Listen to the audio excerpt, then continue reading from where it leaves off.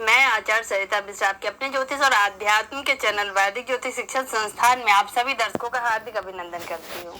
आज मैं आप सभी को 10 जुलाई से चतुर्मास प्रारंभ होने वाला है। 117 दिन के लिए भगवान श्री हरि विष्णु योग निद्रा में जाने वाले हैं। इसकी समय अवधि क्या रहने वाली है, इस समय कौन से कार्य वर्जित होते हैं, इसकी पौराणिक कथा क्या है, इस चतुर्मास के समय में कौन सी राशि के लिए भाग्यशाली रहने वाली है, आर्थिक उन्नति का समय रहने वाला है, और चतुर्मास की अवधि में कौन से उपाय करने से आर्थिक संपन्नता की प्राप्ति होगी, इन सभी के बारे में मैं आज आपको विस्तार जानकारी दूंगी। तो कार्यक्रम आप सभी के लिए बहुत ही खास रहने वाला है, तो मेरे इस वीडियो में अंत तक बने रहिएगा। और जानकारी यदि अच्छी लगे तो मेरे इस मेरे वीडियो को लाइक करें, चैनल पर यदि पहली बार है चैनल को सब्सक्राइब कर ले, बेल आइकन को प्रेस कर ले और मेरी जानकारी को अपने जानने वालों में ज्यादा से ज्यादा शेयर करें ताकि अन्य भी जानकारी से लाभान्वित हो सके। और यदि किसी को अपने कुंडलियों से एनालाइज करवानी हो तो मेरे मोबाइल नंबर 8383904847 पर कॉल करके मुझसे अपनी कुंडली एनालाइज करवा सकते हैं। मैंने ज्योतिष के क्षेत्र में वैदिक ज्योतिष, पामिस्ट्री, न्यूमरोलॉजी, टैरो, वास्तु, फिजिटिंग, gemology, advance predictive astrology, vastushastra, remedial course, इन सभी विषयों का मैंने अध्ययन कर रखा है और लगभग इस क्षेत्र में 10-12 साल से लोगों को सेवा दे रही हूँ। तो चलिए इसी के साथ हम जान लेते हैं कि चतुर्मास का ज्योतिष में क्या महत्व है। सनातन धर्म में चतुर्मास का विशेष महत्व बताया गया है। ये एक ऐसा 4 महीने का समय अवधि होता है जब धरती के पालनहार भगवान श्री हरि विष्णु योग निद्रा में चले जाते हैं।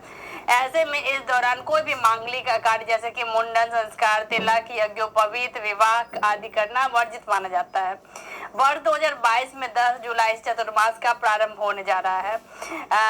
चतुर्मास की कुल समय अवधि, इस समय का महत्व और इस दौरान कौन से कार्य वर्जित है, साथ ही इस दौरान क्या करना चाहिए जिसे भगवान विष्णु करने से आपको भगवान विष्णु और महादेव का आशीर्वाद मिल सकता है, इसकी जानकारी और अन्य महत्वपूर्ण जानकारी भी मैं आज आपको दूंगी। तो मेरे साथ कार्यक्रम में अंत तक बने रहिए।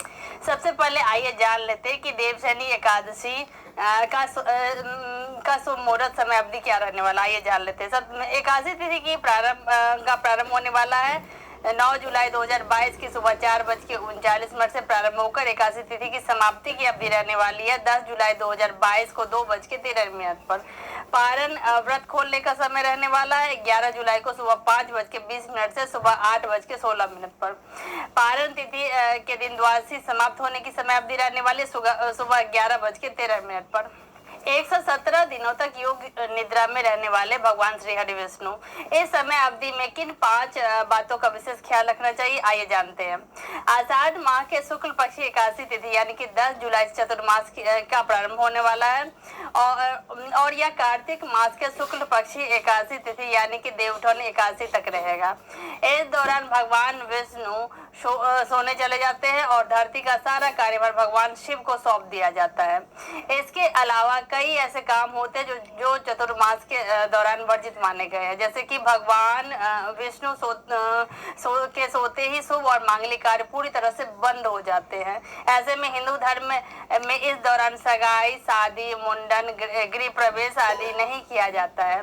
चतुर्मास को व्रत तपस्या के लिए भी जाना जाता है। इन 4 महीनों में साधु संत अपनी तमाम यात्राओं को बंद करके किसी मंदिर या फिर अपने मूल स्थान पर चले जाते हैं और वहां जाकर उपवास और साधना करते हैं। चतुर्मास में पालक और पत्तेदार सब्जियां खाने से खाने के लिए शास्त्रों में परहेज बताया गया है। इसके बाद भाद्रपद महीना आता है, इसमें दही खाना वर्जित होता है। इसके बाद आश्विन का महीना आता है जिसमें दूध से परहेज किया जाता है और अंत में आता है कार्तिक का मास जिसमें लहसुन और प्याज को त्याग दिया जाता है।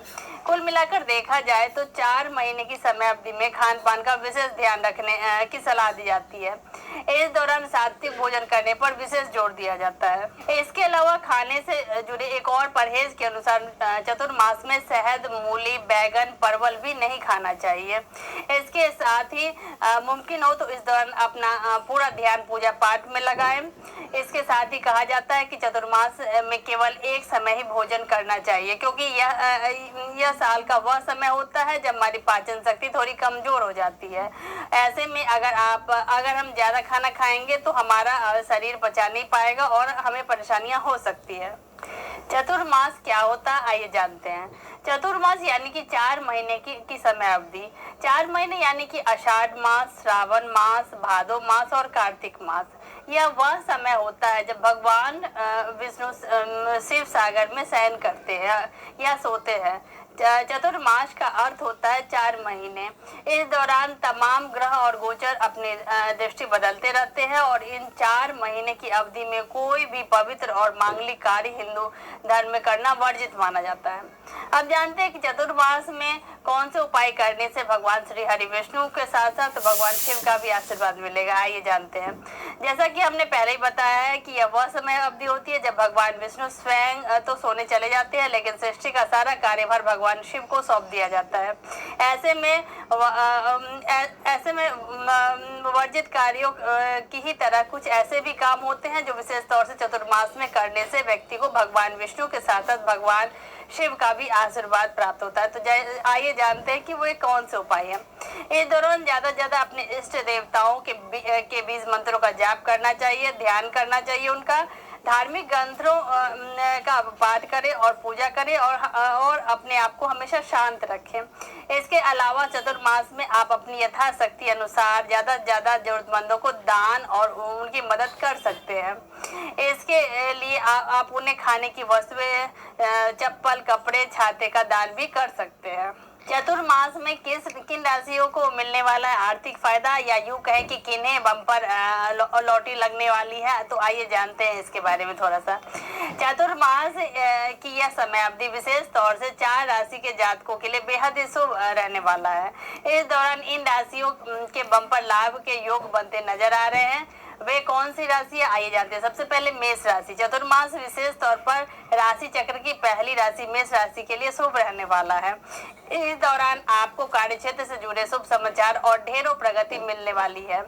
इसके अलावा कुछ मेष राशि के जातकों को का इंक्रीमेंट भी मिल सकता है और कुल मिलाकर देखा जाए तो आपकी आय इस दौरान जबरदस्त रहेगी और व्यापार में भी लाभ मिलेगा। सेहत का ध्यान थोड़ा सा आपको रखना होगा।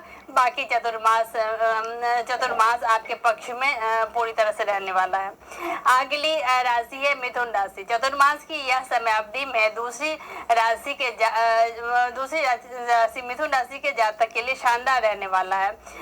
इस दौरान आपको भाग्य का पूरा साथ मिलेगा, रुके हुए अटके हुए काम पूरे होंगे। साथ ही अगर कहीं आपका अटक गया है तो वो भी आपको मिलने वाला है।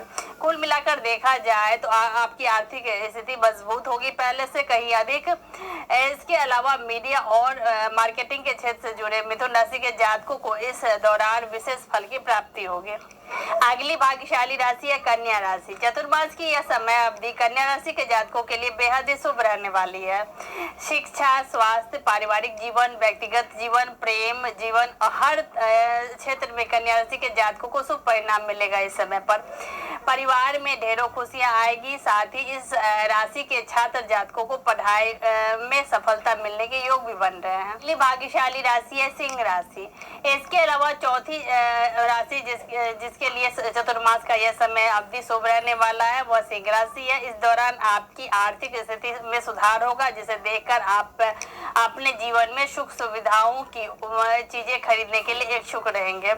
दोस्तों, पारिवारिक जीवन, प्रेम जीवन आपके पक्ष में रहेगा। इसके अलावा नौकरी और व्यापार में सफलता मिलेगी। इसके साथ ही आपके आत्मविश्वास में बढ़ोतरी होगी और आपका जीवन खुशियों से भर जाएगा। अब हम जान लेते हैं कि चतुर्मास से जुड़ी पौराणिक कथा क्या है। आइए जानते हैं।